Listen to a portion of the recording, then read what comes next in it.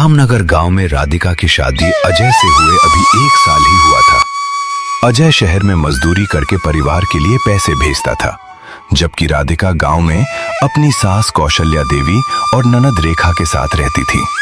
शुरू से ही सास और ननद का व्यवहार राधिका के साथ अच्छा नहीं था। हर सुबह राधिका सबसे पहले उठकर पूरे घर का काम संभालती, झाड़ू पोछा लगाना, खाना बनाना और मवेशियों की देखभाल करना। कौशल्या देवी, राधिका अभी तक चूल्हा नहीं जलाया? इतनी देर हो गई, क्या आज फिर सब लोग भूखे रहेंगे? राधिका, माताजी अभी बनाती हूँ, बस थोड़ी देर और लगेगी। रेखा, भाभी अगर तुम इतना सुस्त काम करोगी तो भैया के कमाए हुए पैसे ऐसे ही बर्बाद होते रहेंगे। राधिका चुपचाप सिर झुकाकर अपने काम में लग जाती। महीने की पहली तारीख को गांव का डाकिया रामू अजय द्वारा भेजा गया मनी ऑर्डर लेकर आया। रामू, कौशल्या देवी, अजय बेटे का मनी ऑर्डर आया है, पूरे 5,000 रुपए। राधिका ने देखा कि सास ने पैसे लेते ही तुरंत अपने कमरे में जाकर उन्हें संदूक में बंद कर दिया, बिना उसे कुछ बताए। राधिका, माताजी, क्या अजय जी के भेजे हुए पैसों में से मुझे भी कुछ पैसे अपने मायके भेजने के लिए मिल सकते हैं? पिताजी की तबीयत ठीक नहीं रहती। कौशल्या देवी, ये पैसा घर के लिए है, तुम्हारे मायके भेजने के लिए नहीं। ज्यादा जुबान मत चलाओ। कुछ दिनों बाद पड़ोसन शांति राधिका से मिलने आई। राधिका बेटी, तुम्हारा चेहरा हमेशा इतना उदास क्यों रहता है? क्या कोई परेशानी है? चाची, अजय जी हर महीने पैसे भेजते हैं, लेकिन सासू माँ उसमें से मुझे 1 रुपया भी नहीं देती।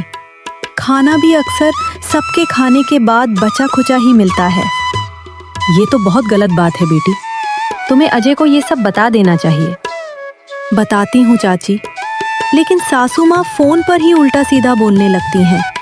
अजय जी को मेरी बात पर विश्वास ही नहीं होता। एक दिन रेखा ने अपनी माँ से छिपकर बात की। माँ, भाभी को ज्यादा दिन यहाँ रखना ठीक नहीं है।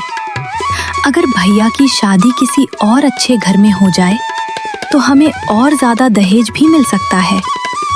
बिल्कुल सही कह रही है तू। बस राधिका को इतना परेशान करते रहो कि वो खुद ही ये घर छोड़कर चली जाए, फिर अजय पर दूसरी शादी का दबाव बनाना बहुत आसान हो जाएगा। राधिका दरवाजे के पीछे खड़ी ये सारी बातें सुन रही थी। ये सुनकर उसके पैरों तले जमीन खिसक गई। रात को अकेले में राधिका फूट फूट कर रोने लगी। मैं क्या करूं? ना सासू माँ मेरी बात सुनती है, ना ननद। अजय जी को कैसे यकीन दिलाऊं? तभी राधिका के मन में एक विचार आया। उसने तय किया कि अब वह चुपचाप सबूत इकट्ठा करेगी। अगले महीने जब डाकिया रामू फिर से मनी ऑर्डर लेकर आया तो राधिका ने चुपके से मनी ऑर्डर की रसीद की एक तस्वीर अपने पुराने छोटे मोबाइल फोन से खींच ली, जो उसके पिताजी ने शादी के समय उसे दिया था। राधिका, अगर सबूत होगा तो कोई झूठ नहीं बोल पाएगा। उसके बाद हर महीने राधिका चुपचाप मनी ऑर्डर की रसीदों की तस्वीरें खींचती रही। साथ ही वो अपनी डायरी में लिखती रही कि घर के खर्च के लिए उसे कितने पैसे मिले और कितने नहीं मिले। कुछ हफ्तों बाद राधिका की तबीयत बिगड़ गई। ठीक से खाना न मिलने की वजह से वो बहुत कमजोर हो चुकी थी। भाभी को देखो, काम तो ढंग से होता नहीं, ऊपर से बीमार पड़ने लगी हैं। दवाई ववाई पर पैसे बर्बाद करने की जरूरत नहीं, आराम करेगी तो अपने आप ठीक हो जाएगी। पड़ोसन शांति ने जब ये देखा तो वो चुपचाप राधिका के लिए कुछ फल और दवाइयां लेकर आ गई। ले बेटी, ये खा ले, तू बहुत कमजोर हो गई है। मैंने सोचा है कि अजय को फोन करूं, उसे सब कुछ बताना जरूरी है।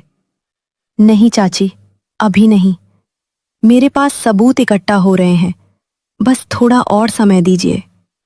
कुछ महीनों बाद त्योहार के अवसर पर अजय गांव लौटा। राधिका को कमजोर और उदास देखकर वो हैरान रह गया। राधिका, तुम इतनी कमजोर क्यों लग रही हो? सब ठीक तो है ना? अरे बेटा, ये तो वैसे ही कमजोर है, ढंग से काम भी नहीं करती और खुद ही खाना भी कम खाती है। रात को जब अजय और राधिका अकेले थे तब राधिका ने आखिरकार हिम्मत जुटाई। अजय जी, मुझे आपसे एक जरूरी बात करनी है। ये देखिए, पिछले 7 महीनों के मनी ऑर्डर की रसीदें हैं जो आपने भेजी थीं, लेकिन मुझे घर के खर्च के लिए कभी 1 रुपया भी नहीं मिला। कई बार तो मुझे भूखा भी रहना पड़ा। राधिका ने अपनी डायरी भी अजय को दिखाई, जिसमें हर महीने का पूरा हिसाब किताब लिखा हुआ था। ये तो बहुत गलत है। माँ और रेखा ने मुझसे इतना बड़ा झूठ बोला। मैंने आपको पहले इसलिए नहीं बताया क्योंकि मुझे डर था कि बिना सबूत के आप मेरी बात पर विश्वास नहीं करेंगे। अगली सुबह अजय ने अपनी माँ और बहन का सामना किया। माँ, मैंने राधिका से सारी बात सुन ली है और सारे सबूत भी देख लिए हैं। बताइए, मेरे भेजे हुए पैसों का आपने क्या किया? बेटा, वो घर के दूसरे खर्चों में लग गया। भैया, भाभी झूठ बोल रही हैं। हमने तो मुझे रसीदें और डायरी दोनों दिख चुकी हैं। अब झूठ मत बोलो। बात इतनी बढ़ गई कि पड़ोसन शांति की सलाह पर मामला गांव की पंचायत तक पहुंच गया। कौशल्या देवी, ये बहुत गंभीर मामला है। बहू को भूखा रखना, उसके पति के भेजे हुए पैसों का गलत इस्तेमाल करना और उसे घर से निकालने की साजिश रचना, ये सब सुनकर बहुत दुख और अफसोस होता है। मुखिया जी, मुझसे बहुत बड़ी गलती हो गई। लालच और पुरानी सोच ने मुझे अंधा कर दिया था। आज से राधिका के हक का एक एक पैसा उसे मिलेगा और इस घर में उसे पूरा सम्मान दिया जाएगा। मुरारी लाल, बेटी, अगर तुझे कुछ हो जाता तो मैं खुद को कभी माफ नहीं कर पाता। तूने अकेले इतना सब कुछ सह लिया, लेकिन हमें बताया तक नहीं। पिताजी, मैं नहीं चाहती थी कि आप परेशान हो, लेकिन अब सब ठीक हो जाएगा। पंचायत के फैसले के बाद कौशल्या देवी और रेखा के व्यवहार में धीरे धीरे बदलाव आने लगा। अजय ने अब अपनी तनख्वाह सीधे राधिका के नाम के बैंक खाते में भेजनी शुरू कर दी। राधिका, अब से ये पैसा सीधे तुम्हारे खाते में आएगा। घर का हिसाब किताब भी अब तुम ही संभालोगी। राधिका बेटी, मुझसे जो गलती हुई उसके लिए मैं तुमसे माफी मांगती हूँ। माताजी, बीती बातों को भूलकर अब हम सब मिलजुल कर रहें, यही मेरी इच्छा है। कुछ महीनों बाद राधिका की तबीयत भी पूरी तरह ठीक हो गई और घर में अब पहले जैसा तनाव नहीं रहा।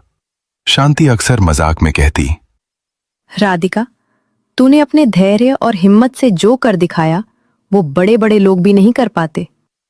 चाची, कभी कभी चुप रहकर सबूत जुटाना भी सबसे बड़ी ताकत होती है। बस हिम्मत कभी नहीं हारनी चाहिए। गांव वाले आज भी कहते हैं, सच्चाई को दबाया जा सकता है, मिटाया नहीं। धैर्य और सबूत के सामने झूठ की उम्र ज्यादा लंबी नहीं होती।